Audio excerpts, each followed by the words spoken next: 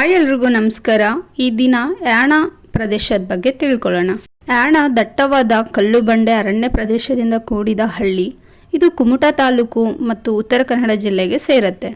ಇದು ಉತ್ತರ ಕನ್ನಡ ಜಿಲ್ಲೆಯ ಪ್ರಮುಖ ಪ್ರೇಕ್ಷಣೀಯ ಸ್ಥಳಗಳಲ್ಲಿ ಒಂದಾಗಿದೆ. ಪಶ್ಚಿಮ ಘಟ್ಟಗಳ ಸಹ್ಯಾದ್ರಿ ಶ್ರೇಣಿಗಳಿಂದ ಕೂಡಿದೆ. ಇದು ಸಿರ್ಸಿಯಿಂದ 45 ಕಿಲೋಮೀಟರ್, ಕುಮಟಾದಿಂದ 31 ಕಿಲೋಮೀಟರ್, ಕಾರವಾರದಿಂದ 40 ಕಿಲೋಮೀಟರ್ ದೂರದಲ್ಲಿದೆ. ಯಾಣ ಪ್ರದೇಶದ ಪ್ರಮುಖ ಆಕರ್ಷಣೆ ಅಂದರೆ ಭೈರವೇಶ್ವರ ಶಿಖರ ಮತ್ತು ಮೋಹಿನಿ ಶಿಖರ. ಈ ಎರಡೂ ಶಿಖರಗಳು ಕಡಿದಾದ ಕಪ್ಪು ಕಲ್ಲಿನಿಂದ ಕೂಡಿದೆ. ಭೈರವೇಶ್ವರ ಶಿಖರವು 120 ಮೀಟರ್ ಎತ್ತರವಿದೆ. ಮೋಹಿನಿ ಶಿಖರವು 90 ಮೀಟರ್ ಎತ್ತರ ಇದೆ.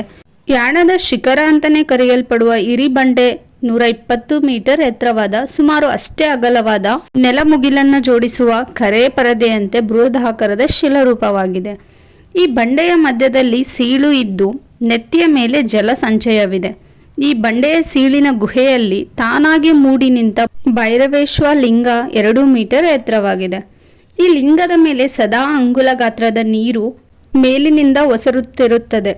ಸ್ಕಂದ ಪುರಾಣದಲ್ಲಿ ಯಾಣದ ಕತೆ ನಿರೂಪಿತವಾಗಿದೆ. ಭಸ್ಮಾಸುರ ಈಶ್ವರನಿಂದ ಉರಿ ಅಸ್ತ್ರದ ವರ ಪಡೆದು ಕೊನೆಗೆ ಈಶ್ವರನನ್ನೇ ಸುಡುವುದಾಗಿ ಅಟ್ಟಿಸಿಕೊಂಡು ನಡೆದಾಗ ಭೈರವೇಶ್ವರನ ರಕ್ಷಣೆಗಾಗಿ ಮಹಾವಿಷ್ಣುವು ಮೋಹಿನಿಯಾಗಿ ಬಂದು ಭಸ್ಮಾಸುರನನ್ನು ಒಲಿಸಿ ಕುಣಿಸಿ ಅವನ ಹಸ್ತವನ್ನೇ ಅವನ ತಲೆ ಮೇಲಿರಿಸುವಂತೆ ಮಾಡಿ ಭಸ್ಮಾಸುರನನ್ನು ಭಸ್ಮ ಮಾಡಿದ ಸ್ಥಳ ಇದು ಅಂತ ಪ್ರತೀತಿ ಇದೆ.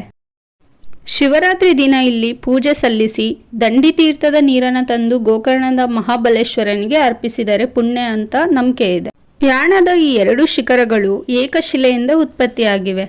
ಇಲ್ಲಿನ ಸುತ್ತಮುತ್ತಲಿನ ಪ್ರದೇಶವು ಹಳ್ಳಿ ದಿಣ್ಣೆಗಳಿಂದ ಮತ್ತು ದಟ್ಟವಾದ ಅರಣ್ಯಗಳಿಂದ ಆವರಿಸಿಕೊಂಡಿದೆ. ಈ ಪ್ರದೇಶ ಪಶ್ಚಿಮ ಘಟ್ಟಗಳ ಸಹ್ಯಾದ್ರಿ ಶ್ರೇಣಿಗಳಿಂದ ಕೂಡಿದೆ. ಮೊದಲನೆಯ ನಿಖರವಾದ ಭೈರವೇಶ್ವರ ಶಿಖರವು 3 ಮೀಟರ್ ತಳದಿಂದ ಇದ್ದು ಗುಹೆಯಿಂದ ವ್ಯಾಪಿಸಿಕೊಂಡಿದೆ. ಈ ಗುಹೆಯಲ್ಲಿ ಚಂಡಿಕಾ ದೇವಿಯ ಕಂಚಿನ ಮೂರ್ತಿ ಇದೆ. ಈ ಶಿಖರದ ಮತ್ತೊಂದು ತುದಿಯಲ್ಲಿ ಚಂಡಿ ಹೊಳೆ ಹರಿಯುತ್ತೆ. ಈ ನದಿ ಮುಂದೆ ಉಪ್ಪಿನ ಪಟ್ಟಣ ಎಂಬ ಹಳ್ಳಿಯಲ್ಲಿ ಅಘನಾಶಿನಿ ನದಿನ ಸಂಧಿಸುತ್ತೆ. ಈ ಸಂಗಮವನ್ನು ಇಲ್ಲಿನ ಹಳ್ಳಿಯಲ್ಲಿ ಗಂಗೋದ್ಭವ ಅಂತ ಕರೀತಾರೆ.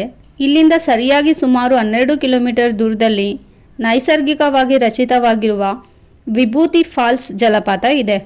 ಈ ಜಲಪಾತವು 150 ಅಡಿ ಎತ್ತರ ಇದೆ. ಇನ್ನೂ ಇದೇ ರೀತಿ ಇನ್ಫಾರ್ಮೇಟಿವ್ ವಿಡಿಯೋಸ್ ಈ ಚಾನಲಲ್ಲಿ ಬರುತ್ತೆ. ಸೊ ಪ್ಲೀಸ್ ಸಬ್ಸ್ಕ್ರೈಬ್ ಮಾಡಿ, ಎಲ್ಲ ವಿಡಿಯೋಸ್ನೂ ನೋಡಿ. I hope this video will help you.